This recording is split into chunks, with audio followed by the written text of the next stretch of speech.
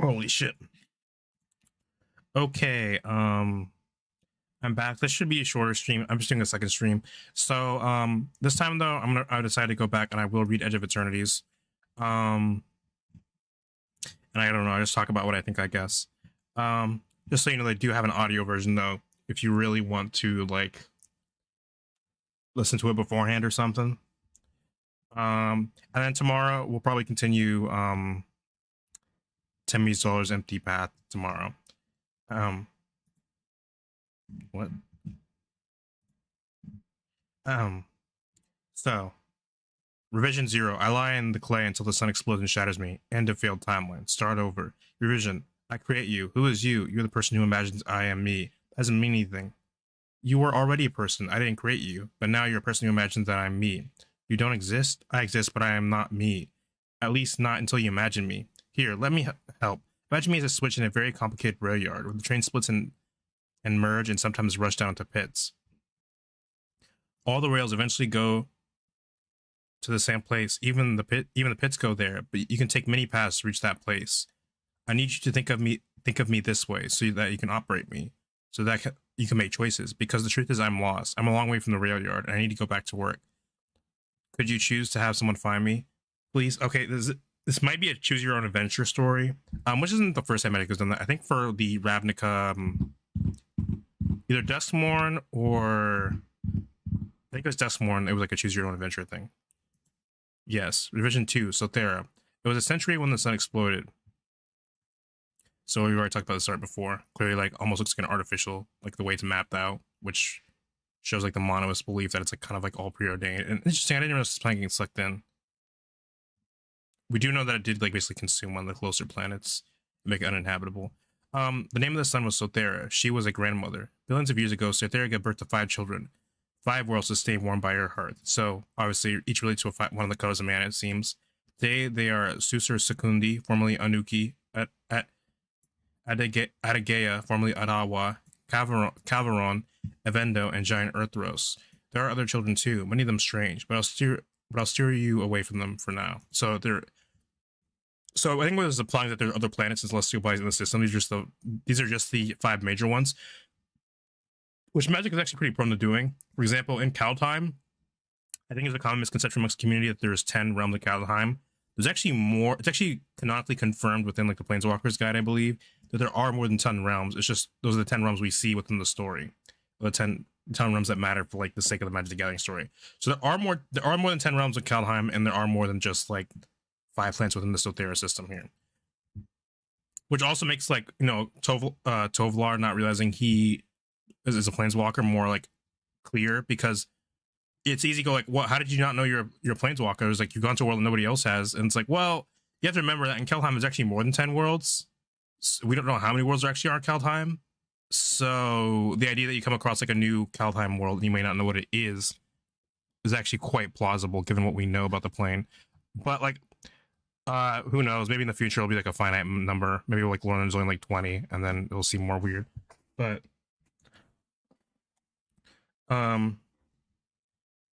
not quite as many billions of years later, Caveron gave birth to grandchildren, the Cav. As children do, the Cav broke their mother's hearts. So yeah, the sun is the grandma in this metaphor, and then Caveron the mother, and then the Cav, the species themselves, are basically the children of the planet. They delved so deep into Caveron they tore it open, blasted an abscess into their homeworld. Entire continents rose and slumped into the cavity or never came down at all. Caveron was torn in two. Today, they call one half Caveron that is, and another Caveron before. The gore of their folly made a ring around it, which falls on them to this day. They call it Durunu, the Mordrain ring, because it is the stone rain left by murder. So the Cav killed their mother, but it was a small death compared to the death coming for Sothera herself. Sothera grew too bright. Sothera grew too big. Sothera's light turned strange. Sothera head straight into the jungle, a cloud of interstellar aether, and she was eating the jungle, eating it hungrily, eating it to death. So it's pretty interesting. We know aether is like a very powerful fuel. It can be a powerful fuel in Magic the Gathering, and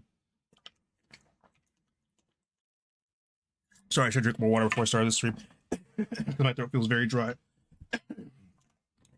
We know Aether can be a very potent fuel. So I'm wondering if flying through this interstellar cloud of... So also we know there's clouds of Aether in space on this plane. While, for example, not Kaladesh, Avishkar has like basically clouds of Aether in its atmosphere. So does appear to be a high amount of Aether on this plane, which wouldn't make sense if we assume it's some sort of like plane surrounding the multiverse.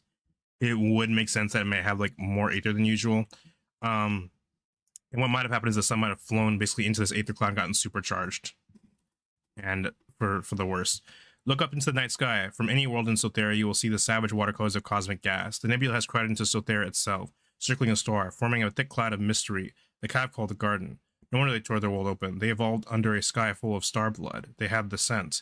In less than 2 years, Sothera would go nova. The blast would strip the atmosphere from all its worlds and put the Garden away into space.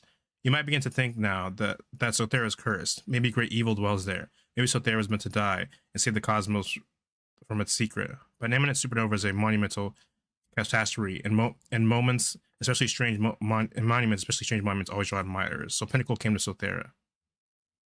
I might as well just ask what the Pinnacle is. We know what the Pinnacle is, or at least I do, because I went over the Planeswalker's Guide. But we'll go over it here just because, in case you were just watching these individually.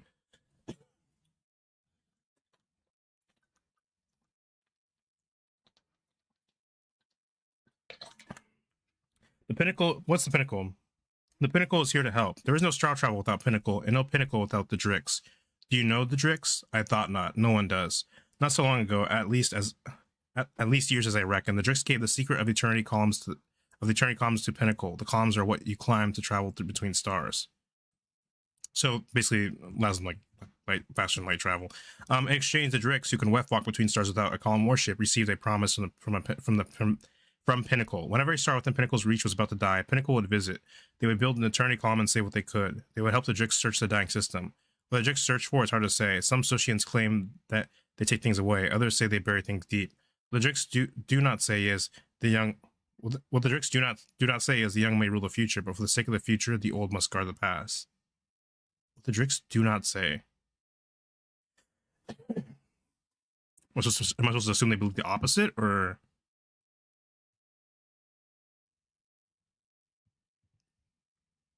After Pinnacle opened Sothera to interstellar fight, the hopefuls flooded in. They didn't hope for money. Pinnacle does not use money because Pinnacle is created by a treaty with the Drix. The Drix, who can walk from any arrangement they dislike, do not recognize any economy based on bondage, compulsion, hierarchy, or constraint. But the Drix take the rights of the traveler and duties of the host very seriously. They call this duty Malamas. Its emblem is a purple flower. The hopefuls who came to Sothera were looking for Mallow, the reputation you gain doing good work in a civilization without coin. Only the coin matters. And in Doom Sothera, some work of noble note might yet be done, helping the Cav to evacuate or studying the imminent supernova, or searching for knowledge that might be lost to the fire. The kind of work whose mallows gets you noticed and trusted and sought out for opportunity in the halls of power. From the cosmogrants of the Celestial Palatinate to the high bands of the Ilvoy Cyclonics. So these are the Celestial... I mean, we saw these factions before. I don't actually know the color alignment yet. I assume it's white and the Ilvoy are blue. Cyclonics, the Whispering Galleries of the Monasteria at Point Prime. I wonder if actually we've gotten any spoilers, because that would be interesting. They might just be on other sites, because sometimes Scryfall just doesn't immediately get them. Like, there's probably on other sites. Thus, against all sense except the best sense, the sense of hospice, of transcribing the books in a burning library, Sothera began to fill up and thrive in its last centuries. The Ilvoy came to search so Sothera's kind of an interesting setting because we know it's a greater universe, but Sothera is basically dying at the moment. The Ilvoy came to search the depths of Utheros. You'll remember later that Miri disappeared from a dock near Utheros. What the fuck is Miri? Did I miss something? The Cav were already here, needed to leave. There were worms in the worm wall out at the edge of Sothera and strange entities in the cosmic aether of the garden. Pinnacle's first survey even found the trace gases of Eumidian terra symbiosis in Evendo's atmosphere. Eons ago, an Eumidian seed ship Much of the brood here on this frozen paradise, jungle crushed beneath ice. The Eumedians have to change it and to change themselves to suit it. Once the Eumedians have chosen a home, they don't leave. They'll work to garden Evendo until it burns. And maybe there will be Eumedians who crawl back out into the dark cinder afterward to try again. Do you know the Eumedians? It's the insect people that we saw.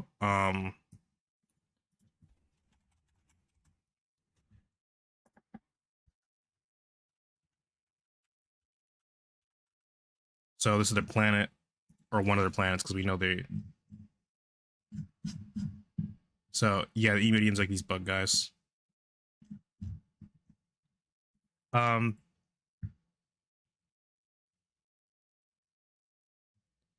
You must. They're so often taken as the default form of life between the chaos wall and the quiet wall. The ones who by sheer number define the ordinary. So they're the most, as far as we know in the known universe, they're the most common species.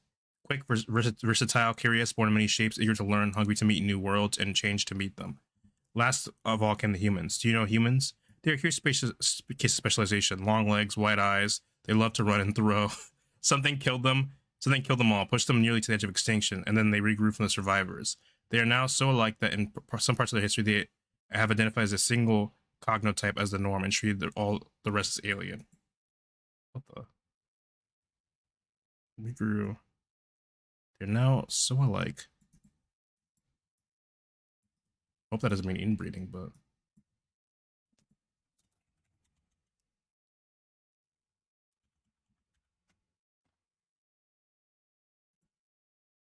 Well, I know. So they identify as a single mind type, maybe. Like if we assume cogno, like cognitive, or I mean, because that could also point to maybe like the Palatinate, like maybe the idea that like the Palatinate are sort of like this kind of 40k empire of man, like humanity first, kill all the alien. Maybe. Since then, they have no Morse or clades to give them options against the changing universe. Humans have developed a culture instead, a pool of knowledge passed down from generation to generation. Humans, you see, are obligate mimics. As infants, the only thing they know how to do is copy. If they do not copy, they cannot survive. The inbred humans cannot get adaptive variety from their genes. Okay, so I guess incest is confirmed in Magic the Gathering lore. So, some Sociants, the Cav especially, find this fascinating. You can't tell much about a human by looking at or smelling them. The way you can look at an Eumedian and say, you are a Vanguard morph, you are a Mulch morph, you have to learn what culture the human has learned to copy, and the culture makes all the difference to them. It decides what they choose, what they believe, even what they perceive. This makes the humans excellent recruits for the Great Faiths. 2 of those faiths went to war over Sothera. Okay, so the humans are mainly in the Monoist and the Palatinate, it would seem. First came them, which is interesting, because one thing Magic does a lot is use a lot of humans, obviously because we're humans, so I guess it's kind of assuming that as like a base of reference, it's like easy for you to like project onto humans. So humans kind of get spread all over the color pie, even though realistically maybe they should be like. So you've definitely seen Magic and more recently trying to maybe like tome a bit back on humans, not in the sense that like humans are cut like entirely, but just like giving other creature types more spotlight. Like for example, in Bloomburrow, that was like this first set. Everyone's been asking for a set with no humans for forever. Bloomburrow was like the first attempt at that. And then here we have like maybe the humans will be more like pigeonholed into like a specific color or maybe factions like the Pinnacle and stuff, so that the other aliens may get like more time in the story and the spotlight.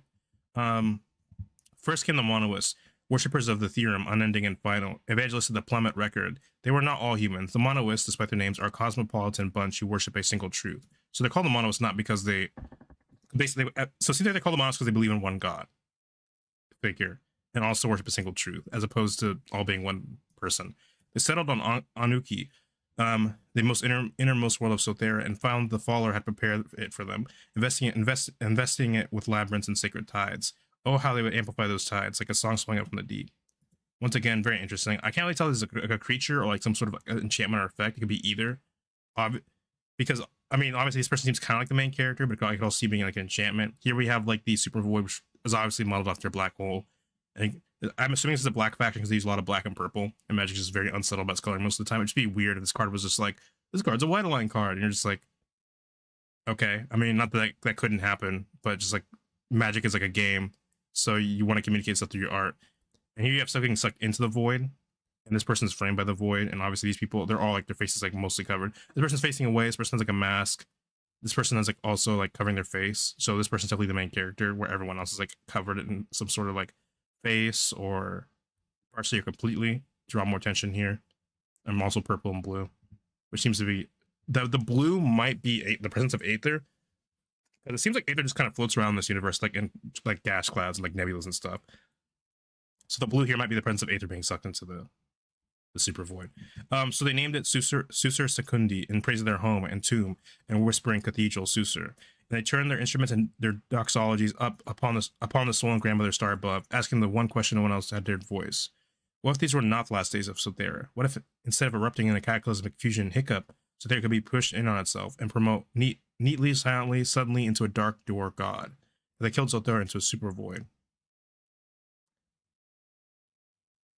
I don't know how many. I didn't know this would be a choose your adventure, so I don't really know how to plan on handling this. I also have a bad memory, so I'm not sure if I remember every single choice I make.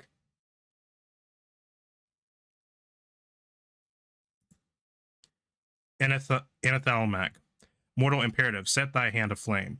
All those knights present, all in unison, tear open a 1 liter stoup of pure water, 299K. Plunge thy burning hand within. When the water boils away, mark a tally on the stoup. Open a new liter of water and begin again. Do not deviate in this, even as you read. This is a holy writ, written holy blood. Defy it at thy peril. Now listen. Your circumstances are appalling.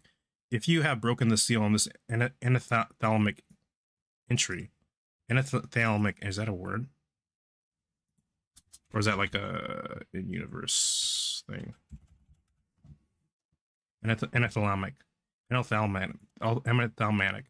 entry, then you are possession of a certain object and in the jaws of the direst danger. Sir Knight, it is now thy deadly burden and awesome doom to deliver this object to your coronal for this dispensation by the agent of the Regent Maximum. Set aside all their duties, even should their payoff exceed 10 million lives. Again, definitely giving like Warhammer Imperium, like the individual life of the individual doesn't matter, just like send them to the meat grinder. Is thy hand still burning? Also, like weird shit like this. I don't know if there's like a ritual or something, but like, you know, in Warhammer, if you know about like the Space Marines and stuff, they also do like weird shit, like plunge your burning your hand in like fucking burning fire, and you become a Space Marine depending on the chapter. Consequences of error. If you fail, worse than death awaits thee. You will be replaced by a self that is not yourself. It will take utter possession of thy knowledge and deeds. It will walk as you, and no one will ever know it is not you. And of you nothing shall remain, not even the part that should pass into warm eternity. Prefer annihilation, Sir Knight, for though it extinguishes you, annihilation does not mock you. Yet take heart. You know danger. Now you know the danger. You may guide against it. Is thy hand still burning? Sanctification and rectification. So heed. Speak the litany of dawn calmly with all your heart, knowing that this may be the last time it is done by thy own authentic will. Look up into the skies. Locate the closest star reborn by a horizontal javelin. If you do not know the distance to the closest star reborn by a javelin, then perish. Okay, he said, then die. Kill yourself, bro. Hold on.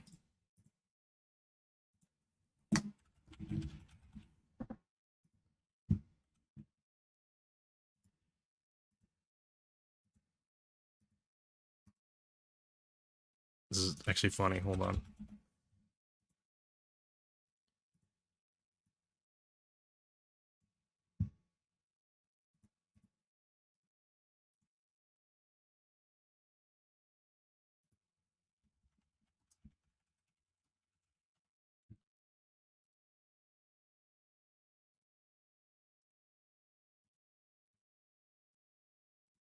All right.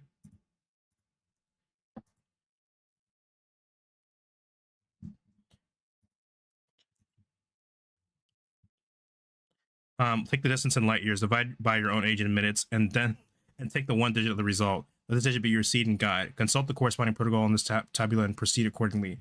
Do not deviate from the instruction in even the smallest particular. Do not choose a more convenient or accessible protocol. The souls of your comrades depend on your behavior, matching that of any other knight placed in the same situation. Betray the interchangeability of this writ, and you betray them all. Is thy hand still burning? Chain of correlated skeletons. Ignite the calcium in your bones, casting light to the left hand and right. By the left hand, entangle your bones with those of your comrades. By the left hand, entangle yourself with the object. Travel calmly to the nearest coronal and say unto them, Coronal, our bodies are concatenated with the dark. Now save me from Inavita. Record success, not record success, none. Okay. Pendulum. Encoding faith. Fashion from gleanings a triple jointed pendulum. Swing it from thy armor. Every second, glean its velocity vector. Use it to select a scripture from the faith space. Broadcast the selected scripture to the nearest secure router of the faithful to be repeated in prayer every day for the next 1,000 years. What is happening? Travel calmly to the nearest coronal and say unto them, Coronal, the avalanche of things moved by liturgy protects me. Now save me from Inavita. So Inavita is what the monoists believe in. So it seems like the Palatinate, like basically asking for protection against the. Maybe I should pull up the Planeswalkers. Actually, I already have it. It's over here.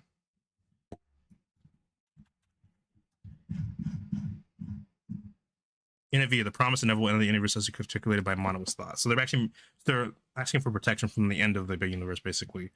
But again, I'm getting a lot of like Warhammery vibes and how in the sense that like it's a very like this techno like faith, but also like it's like this mix of like faith and science, but like obviously it's like this means way harder than faith and like this sort of like weird esoteric like over the top like religious ceremonies that don't make a lot of sense, or maybe act as like a bit of like critique of something of like religion. Is that Hansel burning? Entropy blossom with social characteristics. Change society irreversibly. Transmit a potlatch order to the nearest pinnacle clearinghouse. A gift from the coffers of Dynasty Taman. Select by the unique digits of your birth time. Presented to every being in the system that shares your birth date on the calendar. Travel calmly to the nearest coronal and say unto them, Coronal, I am armored in gifts. Now save me from Inavita.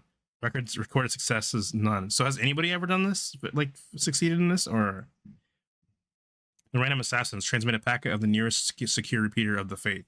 Encode it into the unique digits of your birth time.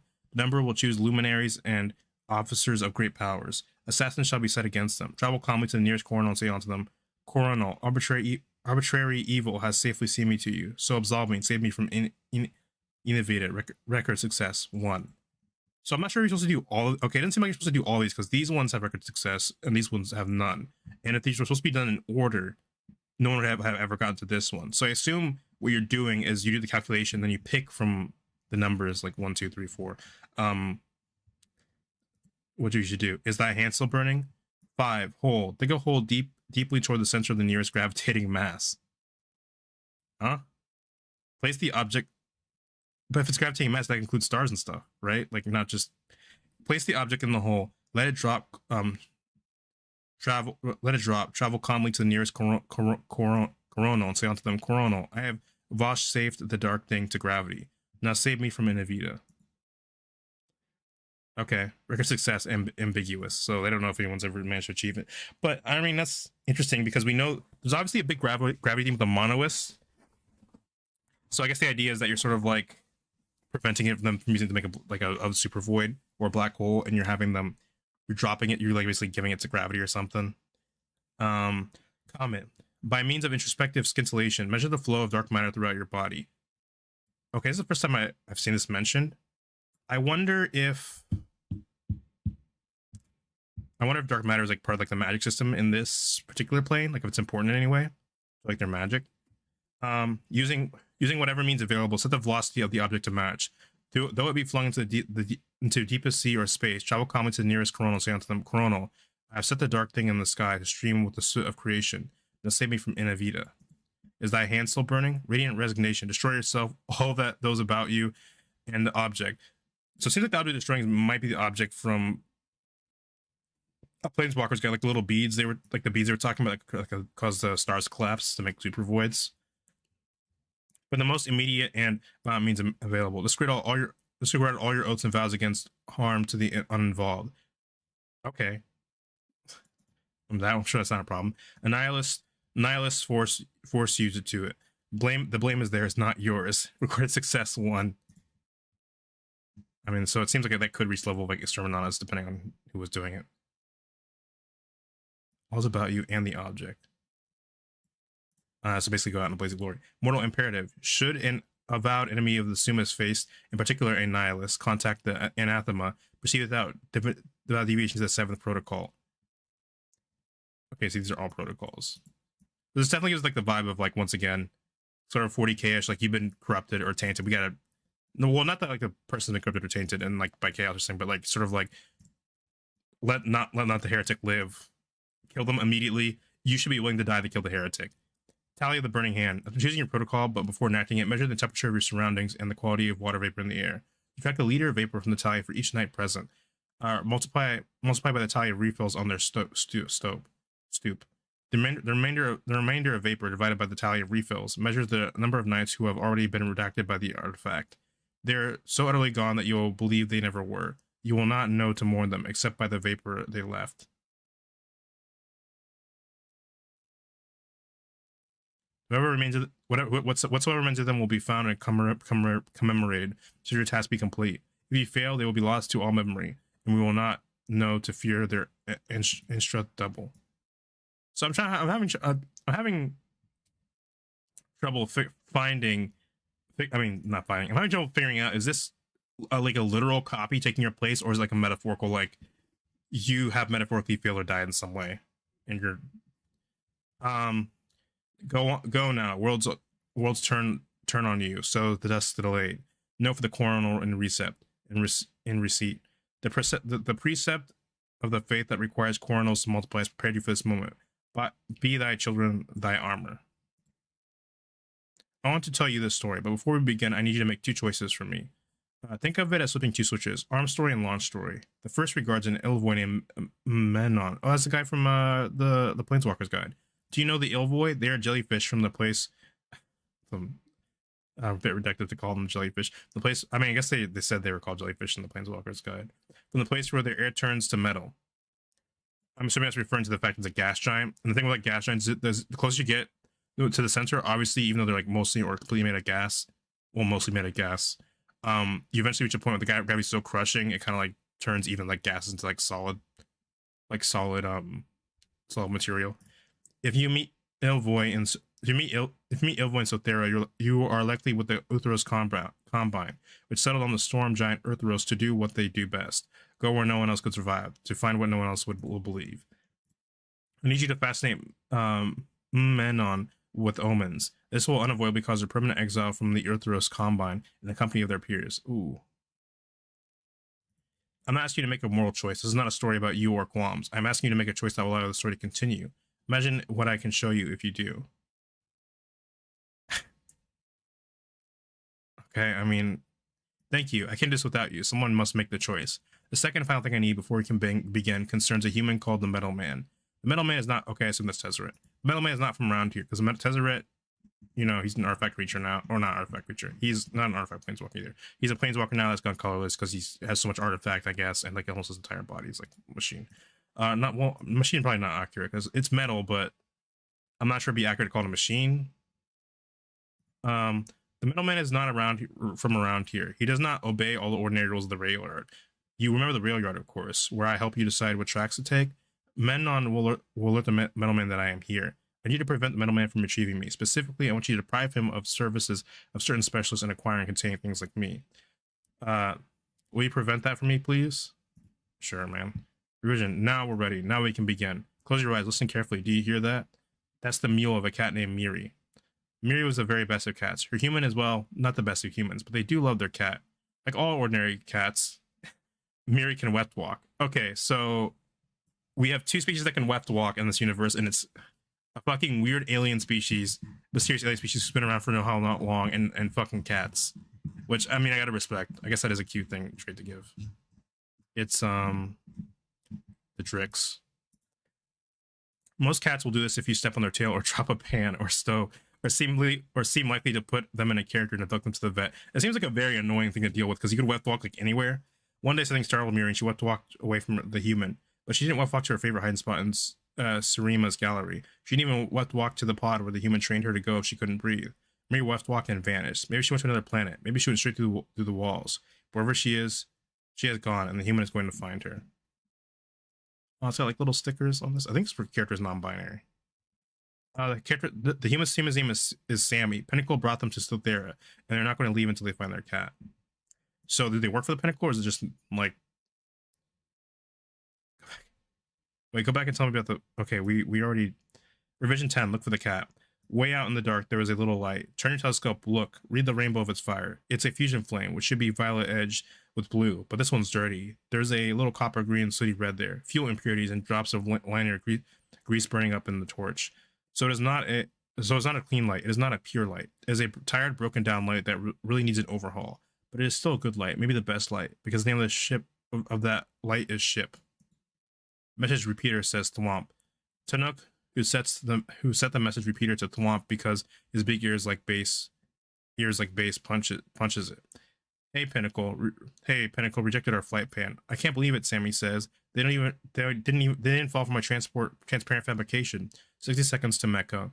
Check your switchology. Switch loggy. Have I been saying that wrong? I wouldn't know the right. Switchologgy. Once again, interesting art. I'm very excited to talk about what maybe the art represents once we get the effects of the cards and what they do.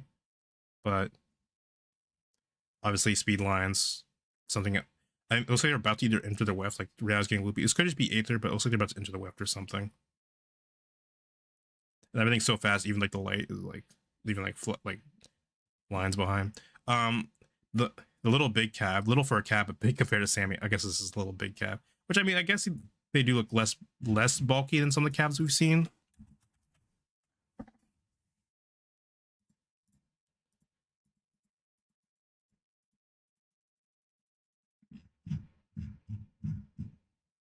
Yeah, I guess they look smaller than the cabs we've seen, but bump switches by his left knee. Pretty much everything in the Seriema's cockpit. Also, is that the ship we have? Spoiler. Yeah, this is what the ship looks like. The Seriema. I wonder if that means anything. Is it like a reference to anything? It's a type of bird. Okay, it makes sense. It's a ship. It flies.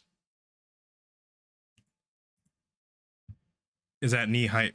Pretty much everything in the Seriema's cockpit is at knee height for Tanuk.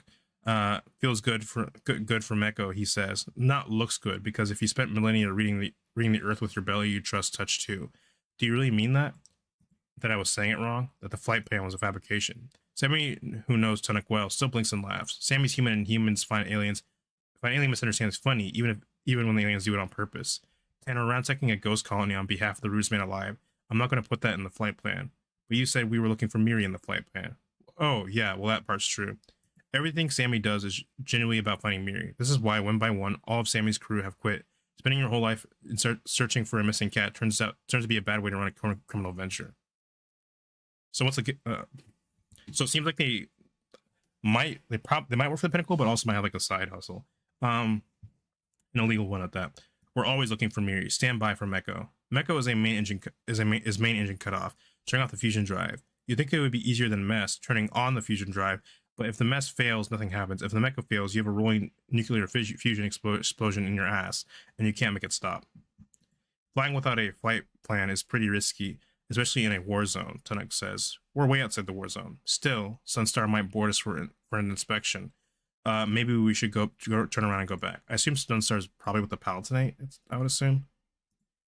Sammy is grateful for Tanuk's banter. Sammy thinks that if they focus, so also they, so I think non-binary, focuses on another.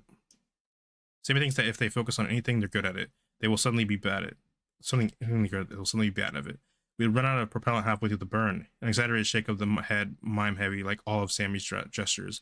Trained for cross-species clarity. Tan.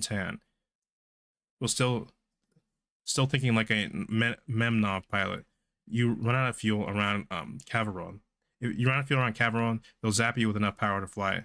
Fly home. But we aren't catching rocks anymore. And you're not home. But Sammy does need to say that. I do miss the Cavaron boost lasers, Tan says. I'll be happy to see them again from a distance. Perhaps if he wanted me to turn around, we'd have to file a new flight plan. True. And by the time they approved it, we'd already be there. We pretend like we weren't going. Meko in 5, and 3, and now. The flight computer still's the main engine. Sudden sounds, and Cav and the human drift forward in their seats. Without thrust, they are, as the pulp adventure novels always put it, on the float, plunging towards nothing at tens of kilometers a second. Also, I guess this is kind of a trope of like having like Sammy clearly like our human character, and then we have like his alien buddy, like kind of like Han and Chewbacca is maybe not the right comparison. I mean, they seem like smugglers potentially of some sort. So Han and Chewbacca may not be that crazy of a comparison, but you know, sort of like your Han and Chewie are like, you know, you have your human character for like relatability, and then you have your more alien character, so that your human can sort of like explain like the, you know, something that might be obviously alien or less, or vice versa. Um, they were plunging forward, nothing before the last engine burn. Now they're plunging towards a planet. Clean Mecho, Tunuk says, go for entry interface maneuver. Set it up. I'm going to check for trouble. Copy. Preparing for entry interface. For Cav, saying things is not important. Is not a very important part of doing them, but for humans it is. And Tan is a great co-pilot, so Tan always says what he's doing, so Sammy can hear. So this might be a bit of like the red alignment, because the Cavs seem mostly red aligned. So this idea of like focusing on action, like freedom through actions like more like preferring action or acting on instinct more than like words, or like sitting around like trying to explain, perfectly explain or think about what you're gonna do. Sammy does the hands dance. Flip the chunky switch protector up, click the switch down, set the protector back in place, twist the knob until it clicks, depress the button to the stop, pull the lever to ease the tension, and hold. Everything is physical, no touchscreens, no holograms, no colloidal interfaces, but only because Sammy can't obtain them. Colloidal would be wonderful. Screens like living beads you can plunge your hand into. Sammy loves anything you can touch to make it work, make it happen, make the ship change and sing. Right now the ship must change, very quickly, or it will slam into a planet and explode.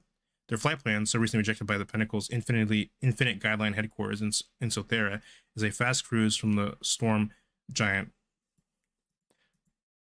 Earthros inward to the Cav homeworld Cavaron. Along the way, they will pass the dwarf world Sigma and an unpopulated colony of Sigma's Reach. Did we hear about Sigma as one of the planets? I guess it's one of the planets they mentioned. They said there was more planets in the system that we hadn't heard of. So I guess, yeah, that one of them would be Sigma. Of Sigma's Reach. It was supposed to be a mine for Moxite, but no one ever. Well, this is a dwarf planet specifically, but no one ever arrived to start work at all. After all, the sun was about to explode. Yeah, that's a pretty good reason. Sammy suspects that the whole endeavor was a potlatch fraud, conspicuously sending resources to create opportunities for others as to raise your own mallow. On the flight plan, Sammy mentions Sigma's Reach as a place they could shelter if the ship started falling apart. The ship is already falling apart. The Suriema, beloved name, awful bird, awful bird, lovely ship, an anagram of Aries Sammy, almost, is not just short on crew. It is ranted with neutron rot and brittle. Neutron rot does not sound like a good thing. And brittle with metal fatigue. The fission reactor is at the end of its life. The fusion engine is on the verge of corroding right through its housing and bouncing around on its feet like a marble. It needs a teardown and rebuild, a keel up, a mechanical massage, and no one will offer Sammy the kind of favors to oblige that kind of work. Does this kind of give me like, not to boss baby this, but this reminded me of the Millennium Falcon in a way, because the Millennium Falcon, the one thing that we get about the Millennium Falcon a lot is people reiterate is it's a very old and like kind of clunky ship. So, but probably not in as bad as a state as this. Sammy has blown all their favors looking for Miri. I mean, can the cat not? Well, Sammy's running out of fuel, out of time, out of choices, and will not think about it now, because they are trapped by the one irreversible choice they made, to find Miri no matter what. It's noble how far you go after her, said Arata, who left last, but Sammy, she's just a cat. Nothing is just anything. So I think we do have Sammy's color alignment. So I'm definitely feeling like the red here, like the strong emotional attachment's like a like following your heart, a strong emotional attachment to like this cat, because you have a personal connection to it, as opposed to like, is this objectively the, well, I shouldn't say objectively, because I don't think any of the color philosophies are per se. It's really helpful to view that from that lens, but sort of like this emotional attachment to this cat and like how far you're willing to go for it, but because you're following what you feel is right, like emotionally. Sammy, would you spend all your life in favors looking for a dish of amiibos you lost? If it were Sammy's dish, those amiibos had been trusted wholly to Sammy's care. If Sammy had complete control over their destiny and then lost them, yes, nothing deserves to be abandoned. Nothing. So it definitely feels like a red, sort of like following your emotion, but also white, like sort of like a white sense of like morality. Like if they've been trusted to me, like it's my duty. Like not like less like the emotion. Like I want to take care of it because I like it, because more like, well, is my duty, and it's my, it's the ethical choice to watch over these amoebas. So that's pretty interesting. It's a pretty interesting take on red white. I'm not sure if I'm doing a good job of explaining like the color alignment reasonings like on the fly like this, but Um, if it were Sammy, yes, nothing deserves to be abandoned. Nothing. See, which I think is like probably where the more like where the white alignment is coming from in his card is like, or their card. Sorry, not his, their card. It's like the idea that like there are certain like things you like lines you should not cross. There's like a strict morality, like nothing should be to be abandoned. Not Miri, not Sigma's Reach, not Sigma's Reach either. To save it from abandonment, they're going to land at the Zerg colony and take it for all it's worth. I mean, that's an interesting justification, I suppose, as opposed to just like just wanting money. Out in the void, the Seriema is a muscular bladed torch, a double-ended crab claw of a magnetic nozzle and cargo space clasped around a flight deck, and reactors housing like a silver discus. Three glorious reactor wings glow bright orange when the torch fires.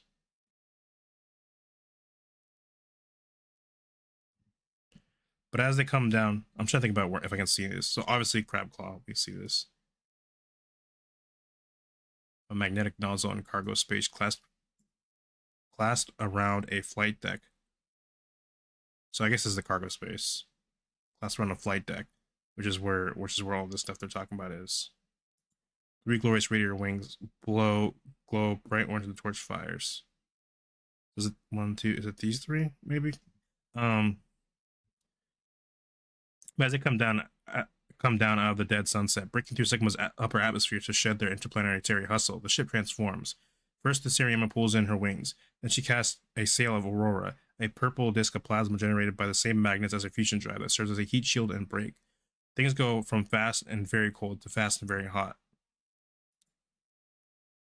10 hates using the fusion engine as an aero brake. I gotta unstrap, he insists, and despite Sammy's half-hearted protests, he presses his belly to the bulkhead to feel for bad vibrations.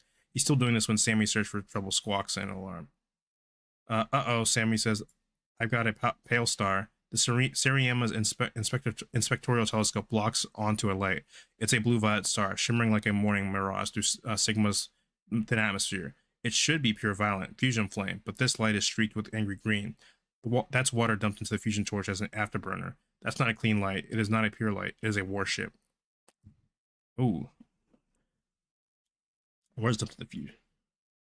A pale star, a patrol ship from the Free Company, the Sunstar Long. So this is the Palatinate, the Sunstar Long terminus, who've set up on Adigia and gone to war against Sothera itself. So obviously, very big sci-fi fans and like maybe like people who like science in general. Like you can tell they put a lot of thought into like what different types of like light mean, like in the when coming out of like the engine. I don't know the propellant. I don't know. I'm very tired. It's like 12:40. They are descended from a dead sunset after all. They're descending from a dead sunset after all. Tan slashes against the wall. Calf tend to relax right before danger hits. Is it coming after us? It would be very bad if the pale star came after them. It carries a wing of hope-light war makers that can outsprint the Seriema. Its Nuncio lasers could snipe away the ship's engines, leaving them flying like a bad wish. And the Sunstar Night commanding ship decides they're thieves. But no, the pale star is taking off towards the other side of Sigma, chasing someone else. Whatever they're persecuting. Interesting choice. Like this implies obviously like whatever they're persecuting, not like Sammy decides it's not too good hard people are just doing a favor of the Metal Man. So they're working for Tezzeret to look for his cat. Interestingly, uses this word here. Once again, brings to mind like this probably isn't like some nice, like wholesome like religions, like probably some 40k like Burn the Witch, the non-believer religion, possibly. Though talking to them because Sammy doesn't immediately assume like, oh maybe they're chasing packets. It's like yeah, they're probably just being fucking assholes again. Though talking to the Metal Man, Sammy gets the strong feeling that he comes from a place outside Pinnacle, where the economy does not run on gifts and favors. And when then Sammy is not sure that this was really a favor at all. Maybe this is a job. Ah well, nothing for it but to do it. Sammy throws their head back and clasps their shoulders and stretches. Luck of the beautiful, they say, with no one there to admire them. How are the wings? Stiff, busted up, and wishing for better days, Tan says. But I fly them down to Cavaron to the Mordrin Ring and all. Let's get our wings out. Let's get our wings out and go loot a ghost colony. Sammy begins to redeploy the radiators. It's always jarring when Seriema flips from her engine down space flight configuration to her belly into her belly down arrow flight layout, but it's a good jarring, like doing a handspring. Look, loot a ghost colony and find whatever it is the middleman thinks will change Sammy's fortunes. What did he call the device that he sent Sammy to find? A component, a tool? No, he said an artifact.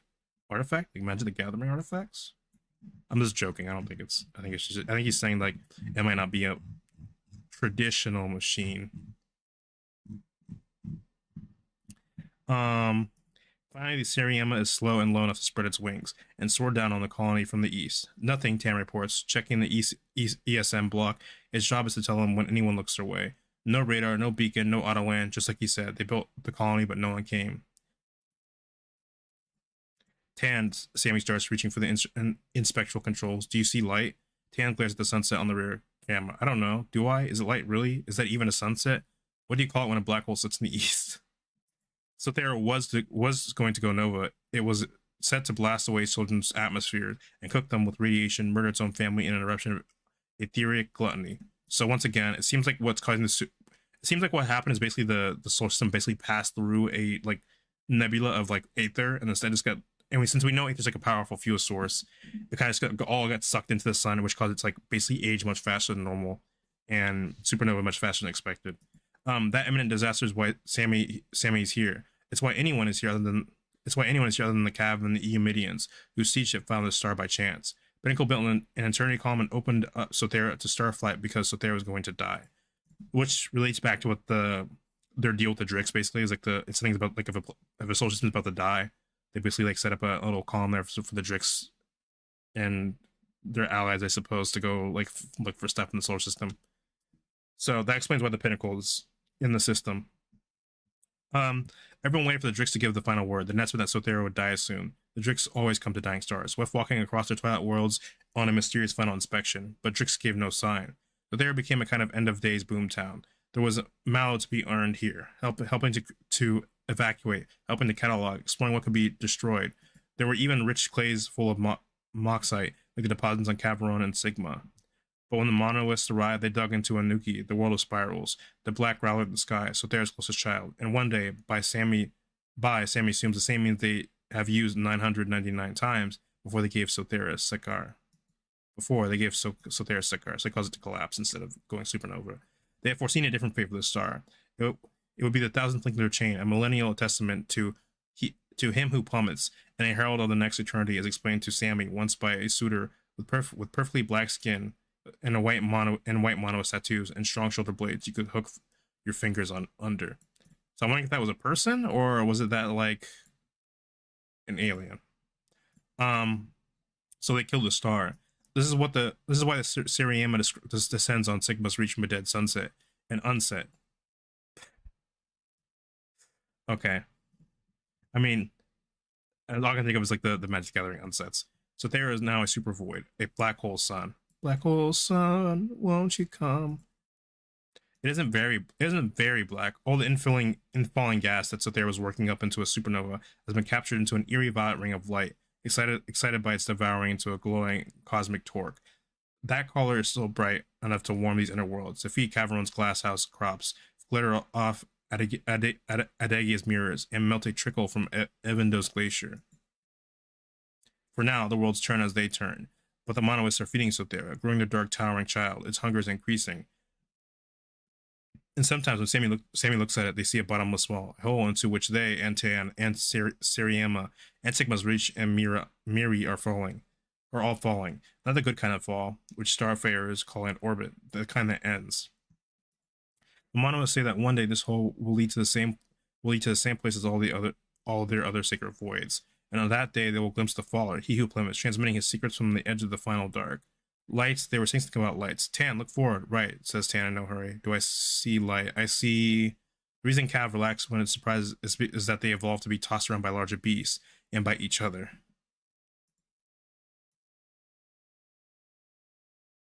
Tan doesn't go limp, but he definitely sags a bit. Lights, the whole colony's lit up. Lights in windows, lights by the runway, lights on the sign that reads Simer. Welcome to Sigma's Reach. Population 13,879 plus friends and family. Let's dig big. The middleman said no one was here, Tan insists. I remember it distinctly. Tan, I think, and try not to lose your grip here, that the middleman may have lied. Well, okay. I wouldn't put it past Hezra that he would lie. He might have, but he also might just not know what the fuck he's talking about. Because given some of like what he's talking about in some of the updates, what he was learning about in the Planeswalkers guide, he literally just might not know. Like his information just might be out of date. Um, but it's empty. It's empty. I imagined it on the way down here. But it's empty. I imagined it on the way down. Tan was confident of this, and the way a being with a stable attention stack is always confident because there is no leaky gap between short and long-term memory. Just a very long now. Run it again, Sammy says. Maybe everyone was indoors last time. Tan fires off the lidar, the millimeter wave radar. The whole rest of the ship in spectral circuits. Ship's in spectral circuits. It's hot, he reports, hotter than the rest of the Eternities. Sigma's reach was built on the continent shelf of a long dry seabed, which Pinnacle calls Eternities. Hot like about 20,000 bodies plus in power atmosphere. That's an active fission plant. Air, elevated carbon dioxide, consistent with about 20,000 oxygen breathing inhabitants. Housing, you know already, but are there people? No, not one living thing. So maybe robots? What comes back makes no sense. I got an awful feeling about this, Tan says. That feels like a Star Wars reference. I've got a bad feeling about this. But Tan does not ask Sammy to abort the landing. Tan has a peculiar phobia of choice. Maybe this is why Tan stays on the Siriema with Sammy, when everyone else makes better choices and leaves. Sammy prefers to think Tan just really likes him. There wasn't supposed to be anyone here, Sammy mutters. They built a colony to mine the clay, but the sun was going to explode, so no one ever came. They stare at the front camera, then the back camera. Front, the empty colony with all its lights on. Back camera, the empty sun with its ring of light. They leap nimbly to the right question. The sun didn't explode. So why didn't anyone come here? Why didn't they start working? Tan scratches his belly. I need to get my stomach on the ground, and I'll tell you if there's anyone here. I can always feel human footsteps. All right, Sammy takes up the yoke, clicks the thrusters over to stabilize manual. Let's take a look, and then decide how much we can steal. We're not stealing, Tan says. We're gifting them some extra space. Can I review that flight plan? Receipt of message. Type FP IPI. Pinnacle Tactical Corps flight plan formulate. So there, Shriya Velti. Infinite Guideline Syndrome. Vessel filling. IPVN Siriema. E7B590CE9DF500. Main drive type. K-torch with inertial mass desist.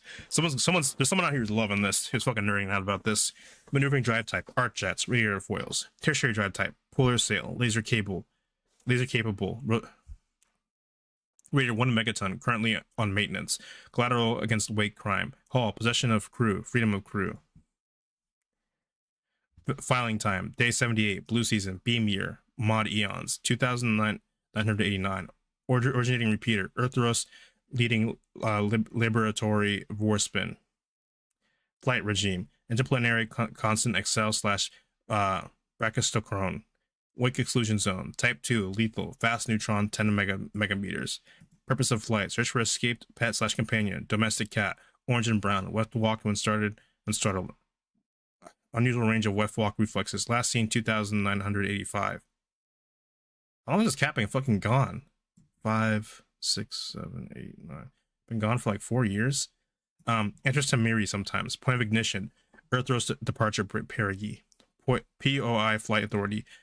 ILV track. Point of turnover. A Brachistone midpoint. Earthros a Caveron. Free space. Point of Mecco. Caveron landing and insertion. Palm flight authority. KMN track. So KMN we know is one of the cab factions. Yeah, the Cab Memorial Navy.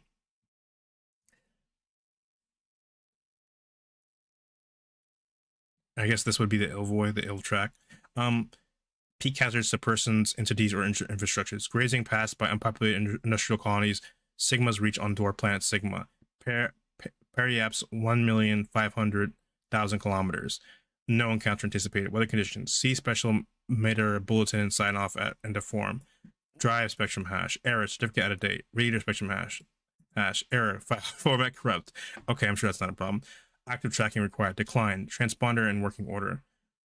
Divert plan. 1. Sigma's reach landing and distress call. Divert Plan 2, Ballistic Abort, Distress Call to Sunstar Free Company Patrol. Survival Equipment, habitable and near habitable environs only. Status with respect to ongoing disputes. No past or present affiliation with either Sunstar Free Company, the Celestial Palatinate, or the Monolith's Fate, except for brief personal liaisons. Affidavit available on request. Last contract. Orbital deconfliction over Caveron. The PIC OAS hereby confirms and avows neutrality and non-combat status in the ongoing dispute over the status of Sothera Primary. Reactor fissionable supply 9,999. Error, no unit specified. So it's just kind of stuck on. I assume it's stuck, like basically just stuck. Like it's not actually a realistic number. Dry fusionable supply 9,999. Error, no unit specified. Propellant tankage plenty. Error, invalid string. Life support endurance 2 weeks consumables. 1 season closed cycle atmosphere. Time to thermal runaway 25 seconds to power failure. 2 hours to life support failure. Emergency heat sink. Open cycle coolant. Pilot in command Sammy mononym. Flight engineer Tenek mononym. Other crew 12 vitals attached. Error, 1 or more listed crew are listed on other flight plans at this time. Declare cargo none. Remarks, it's us again. We're still at it. /S. Filed by Sammy mononym PIC OAS. Special meter eye bulletin sign off. I pilot in command it. Agnos objective entitative bundle in command, or we legal plurality acting as commander of ship hereby affirm and acknowledge that I, its, we have fully read and comprehended to the best of my, its, our semiotic ability to follow to the semiotic ability the following regulation updated MEDAR. Special navigational conditions alert. MEDAR SOTSIG Val ID 2900 sent. Conde Voc Nascoop Void.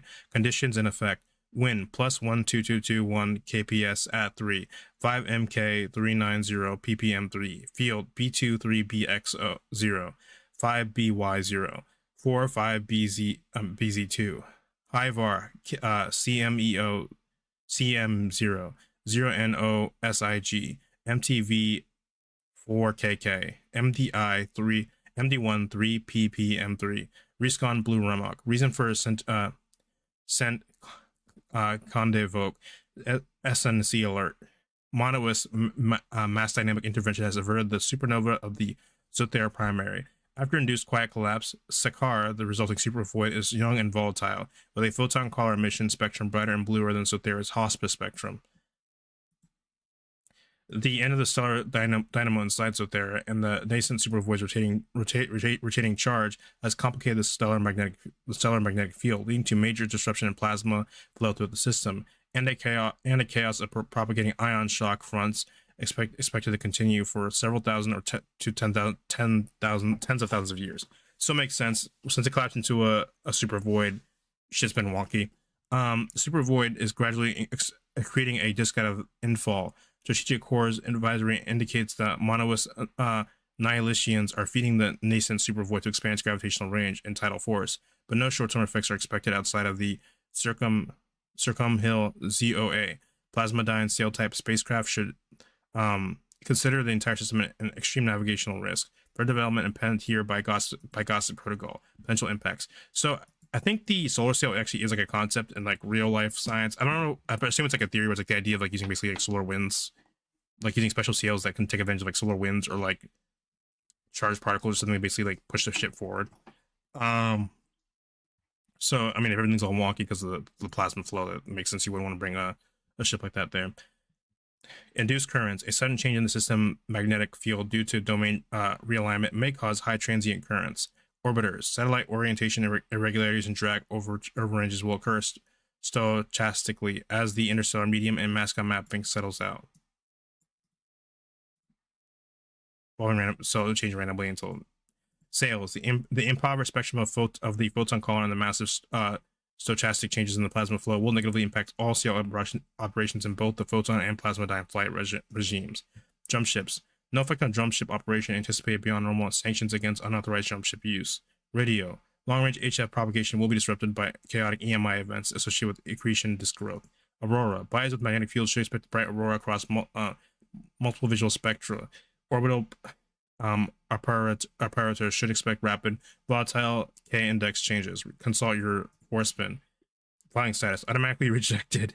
Second infraction. Follow up. Flag the ship and crew for complimentary inspection and work up at Infinite Guideline. I can't believe the Pinnacle rejected this. Is perfect. Nobody would ever believe this transparent fabrication. I didn't actually want to read the entire flight plan.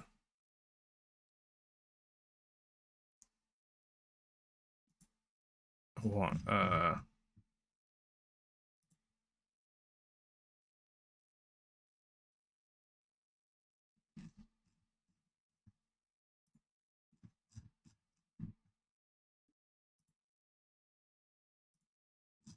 Okay, I think that's about everything. I might have missed like one of the routes because it all ends the same no matter what you pick. So I just don't see the point in.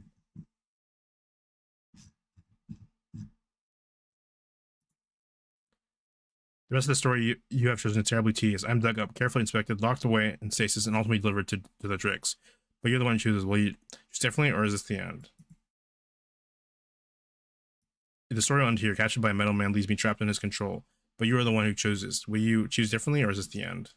So I'm wondering if maybe he's looking for the cat. I'm not 100% sure if it's like a different creature. Also, once again, probably unequipped, like golden. Looks like.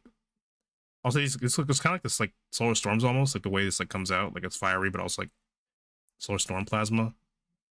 So that's interesting. I think I'll stop there and pick this up some other time.